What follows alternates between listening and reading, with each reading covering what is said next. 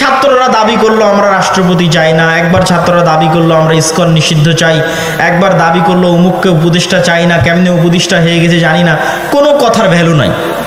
মানে এখন যারা ছাত্রদের দায়িত্ব পালন করতেছে তাদের কথার কোনো গুরুত্ব নাই, মানে রাষ্ট্রে তাদের স্টেক নাই।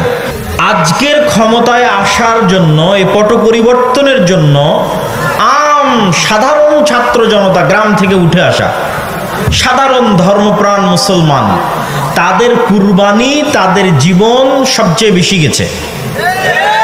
যেমন আপনাদের রংপুর বিভাগের আবু সাইদ, তাদের মধ্যে ন্যূনতম দিনের জ্ঞান আছে বলেই রংপুর বিভাগের আবু সাইদের বাবা বলেছে যেন আমার ছেলের কোনো ভাস্কর্য তৈরি না হয়, মূর্তি তৈরি না হয়।